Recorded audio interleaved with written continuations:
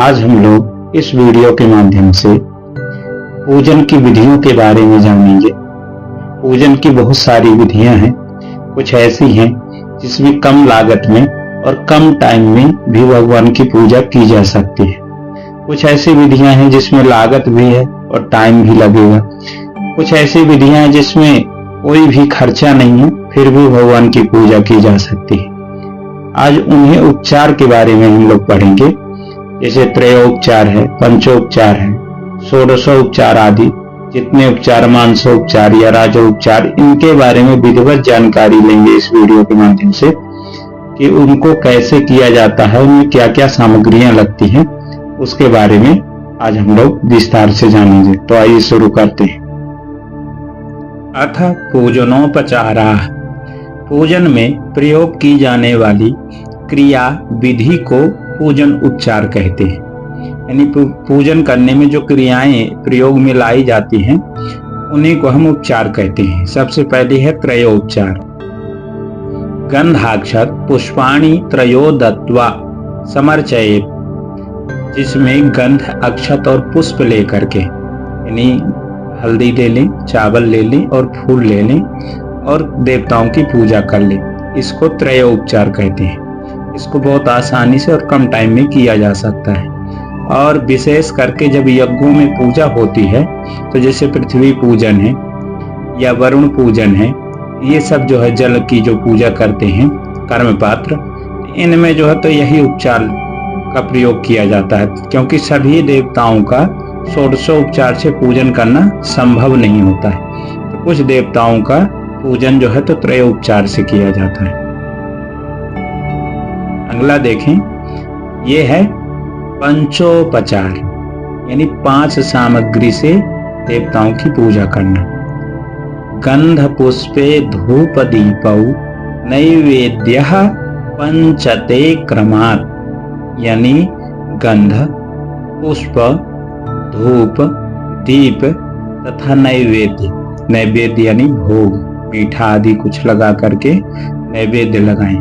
तो जहां पर गंध, अक्षत, गंध, पुष्प, धूप, दीप और नैवेद्य, ये पंचोपचार पूजा है, इसको भी किया जाता है। कुछ देवता ऐसे होते हैं जिनकी षोडशोपचार न करके किसी यज्ञ पूजन में पंचोपचार कर लिया जाता है।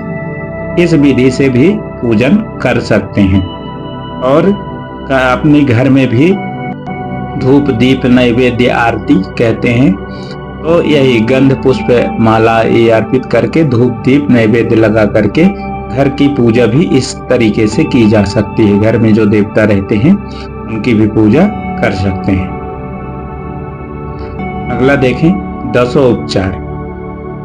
अर्घ्यम पाद्यम चाचमनम स्नानम वस्त्र निवेदनम गंधादयो नैवेद्यांता उपचारा दशक्रमात्, ये ज्ञान माला में दिया है। तो देखिए, अर्घ्यम माने अर्घ, पाद्यम यानी पैर धुलना, आचमनम आचमनी कराना, आचमन कराना, स्नानम स्नान कराना, वस्त्र निवेदनम यानी वस्त्र निवेदित करना, वस्त्र पहनाना। वस्त्र में उपवस्त्र, अधो वस्त्र और उपवस्त्र दोनों होता है।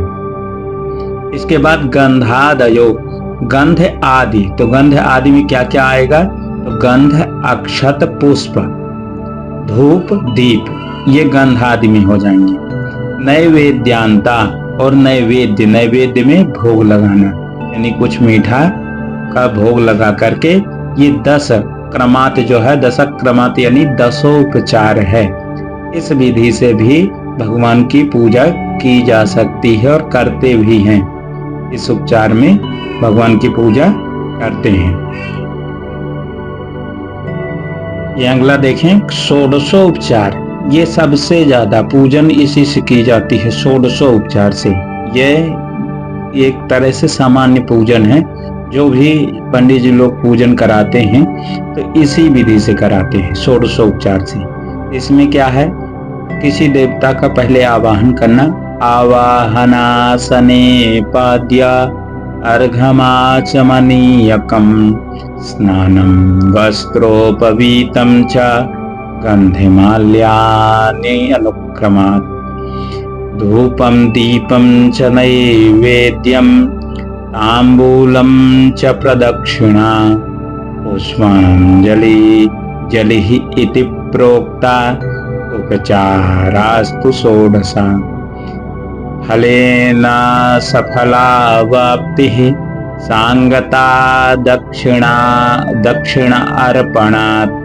अब यहाँ देखें, सबसे पहले आवाहन, पहले देवताओं का आवाहन करना। गौरी गणेश है, कलश है, जितने भी देवता हैं उनमें सभी देव, जो कलश में जैसे बहुत सारे देव होते हैं उनका सबका आवाहन करना, वेदियों में जो देवता होते हैं उनका आवाहन, इसके बाद उनको आसन देना, फिर इसके बाद पैर धुलाना, अर्घ्य देना, आचमनी कराना, आचमन के बाद स्नान, फिर वस्त्र, उपवस्त्र, इसके बाद उपवीतम मानी यज्ञोपवीत जो है उनको पहनाना, इसके बाद गंध, हल्दी या चंदन आदि लगाना, फिर माल्यानि यानी माला, अनुक्रमात इस क्रम में जो है तो माला अर्पण करना, पुष्प अर्पण करना, इसके बाद धूप दीप च नैवेद्यम यानी धूप दिखाना, दीपक दिखाना, इसके बाद नैवेद्य देना। तो यहाँ दीपक के बाद हस्त प्रक्षालन होता है, यानी भोग लगाने से पहले हाथ धोना चाहिए। फिर इसके बाद तांबूलम, उनके मुख जो है तो वासार्थे, मुख शुद्ध्यर्थे तांबूल। इसके बाद प्रदक्षिणा है, तो देवताओं की अलग अलग प्रदक्षिणा होती है, तो जिस देवता की पूजा करते हैं उसके अनुसार प्रदक्षिणा करना। इसके बाद पुष्पांजलि, और ये जो है तो षोडशोपचार है। फलेन सफलावाप्ति यानी फल प्राप्त करने के लिए सांगता दक्षिणा अर्पण, यानी सांगता के लिए जो है तो दक्षिणा अर्पण करना चाहिए। वैसे भी यज्ञ की पत्नी दक्षिणा होती है, पर यहाँ देवताओं के लिए दक्षिणा चढ़ाया जा रहा है, तो जो भी है अपने से भगवान के लिए अर्पण करना चाहिए। तो ये हो गए षोडशोपचार। ये देखिए उसका हिंदी दिया हुआ है, आवाहन, आसन, पाद्य, अर्घ, आचमन, स्नान, वस्त्र, जनेऊ, गंध, फूल माला, धूप दीप, नैवेद्य, पान, दक्षिणा, परिक्रमा तथा पुष्पांजलि षोडश उपचार के अंतर्गत आते हैं। साथ में पूजा की सफलता हेतु फल तथा सांगता हेतु दक्षिणा भी चढ़ाया जाता है। तो ये हो गए हमारे षोडशोपचार। अगला देखें, त्रिंशदोपचार यानी 30 प्रकार से पूजन करने की विधि। अर्घ्यम पाद्यमाचमनम मधुपर्कमुपस्पृशम स्नानं नीराजनं वस्त्रम आचामं चोपवीतकम पुनराचमनं भूषा दर्पणालोकनं ततः गंधपुष्पे धूपदीपौ नैवेद्यं च ततः क्रमात् पानीयं तोयमाचामं हस्तवासस्ततः परं ताम्बूलमनुलेपं च पुष्पदानं ततः पुनः गीतं वाद्यं तथा नृत्यं स्तुतिं चैव प्रदक्षिणाः पुष्पांजलि नमस्कारौ त्रिंशोपचारामीरिताः। ये 63 उपचार हैं। इनमें क्या क्या है? अर्घ्यम यानी अर्घ्य देना, आदि पैर धुलाना, आचमनम, इसके बाद मधुपर्क, फिर आचमन, फिर स्नान, फिर नीराजन यानी आरती दिखाना, यहाँ पर एक दीपक दिखाना, फिर वस्त्र, फिर आचमन, फिर यज्ञोपवीत, फिर आचमन है पुनराचमनम, फिर भूषा यानी अलंकार धारण कराना, फिर दर्पण अवलोकन कराना, इसके बाद है गंधे पुष्पे यानी गंध पुष्प, फिर धूप, फिर दीप, इसके बाद भोग लगाना, इसके बाद पानीयम यानी भोग लगाने के बाद जल घुमाना, जल पीने के लिए देना, और इसके बाद तोयम आचमन, इसके बाद फिर आचमन पानी के बाद, फिर हस्तवासः ततः यानी इसके बाद जो है तो करोद बर्तन चंदन करोद्वर्तनक होता है। इसके बाद तांबूला अनुलेपम, तांबूल देना फिर अनुलेप लगाना। इसके बाद पुष्पदान, पुष्पदान करना। ततः पुनः, इसके बाद गीतम वाद्यम, गीत फिर वाद्य यंत्र। तथा नृत्यम, इसके बाद नृत्य यानी गीत वाद्य नृत्य के साथ स्तुति करना। फिर प्रदक्षिणा, प्रदक्षिणा करना। पुष्पांजलि, पुष्पांजलि नमस्कार। ये 63 उपचार है, ये ज्ञानमाला में दिया है। यहाँ देखिए हिंदी भी दिया है इसका। अर्घ्य, पाद्य, आचमन, मधुपर्क, आचमन, स्नान, नीराजन, यहाँ दीपक दिखाने के लिए, आरती के लिए है। वस्त्र, आचमन, जनेऊ, आचमन, अलंकार, दर्पण, गंध पुष्प, धूप दीप, नैवेद्य, जल, आचमन। फिर इसके बाद करोद्वर्तन, पान, अनुलेप। इसके बाद पुनः पुष्प, फिर गीत वाद्य नृत्य, स्तुति, प्रदक्षिणा, पुष्पांजलि तथा नमस्कार। ये 30 उपचार कहे गए हैं, ये 30 प्रकार से पूजन करने के लिए। आगे देखिए राजोपचार। ततः पंचामृताभ्यंग अंगस्योद्वर्तनम तथा, यहाँ देखिए ततः माने उसके बाद, षोडशोपचार के सहित पंचामृत आदि से जो है तो स्नान कराना। इसके बाद जो है तो जो उद्वर्तन आदि हैं, कुछ चंदन हैं और भी द्रव्य हैं, उनसे भी, जैसे गंधोदक है, पुष्पोदक है, फलोदक है, इनसे भी स्नान कराना। इसके बाद मधुपर्कम, मधुपर्क। इसके बाद परिमल द्रव्याणि यानी अबीर गुलाल आदि, विविधानि च। फिर पादुकंदोलन, यहाँ पादुका यानी होता है खड़ाहू। इसके बाद दोलन, दोलन माने यहाँ होता है झूला डालना।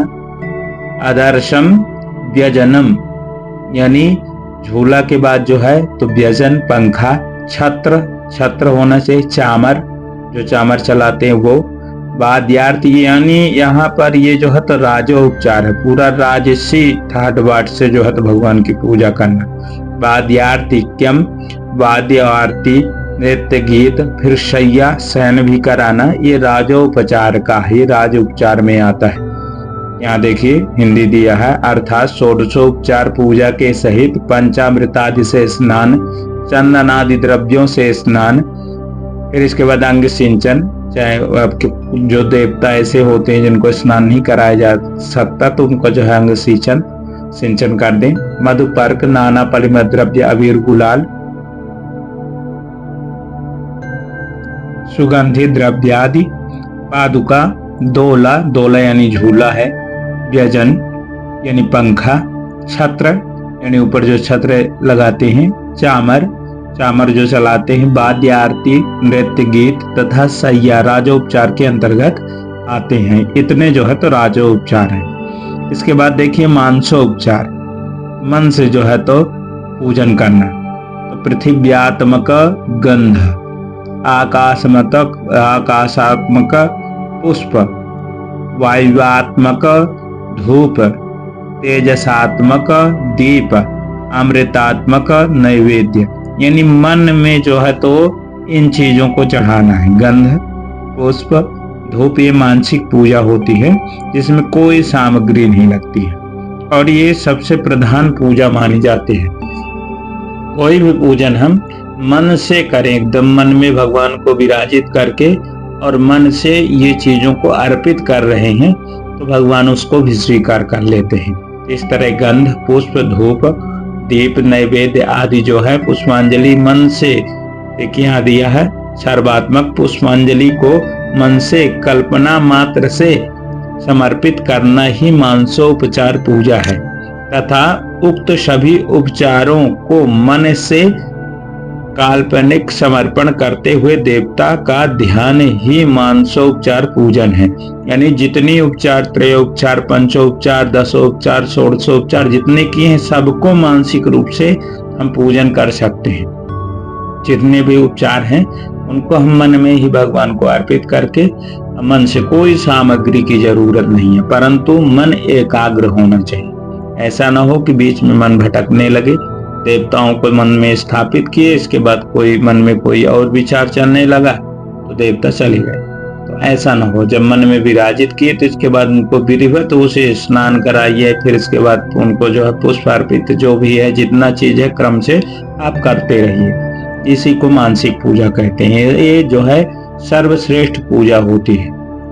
ये सामग्री से कहीं ज्यादा श्रेष्ठ मानसिक पूजा होती है, जिसको करना बहुत कठिन होता है। अगर इसको करने लगे तो निश्चित रूप से वो भक्त श्रेष्ठ माना जाता है, वह पूजक। तो आज के लिए इतना ही, और अगली वीडियो में हम संकल्प के बारे में जानेंगे, संकल्प पढ़ेंगे। पहले साधारण संकल्प पढ़ेंगे, इसके बाद हेमाद्रि संकल्प, और फिर पूजन क्रम में गणेश अंबिका के चल लेंगे। तो आज के लिए इतना ही, धन्यवाद। हमारी ये वीडियो आपको कैसी लगी कमेंट करके जरूर बताएं, और अगर जो आप हमारे चैनल पर नए हैं तो हमारे चैनल को सब्सक्राइब कर लें और बेल आइकन को दबा लें, जिससे हमारी वीडियो की पहली अपडेट आपको तुरंत मिल जाए। धन्यवाद।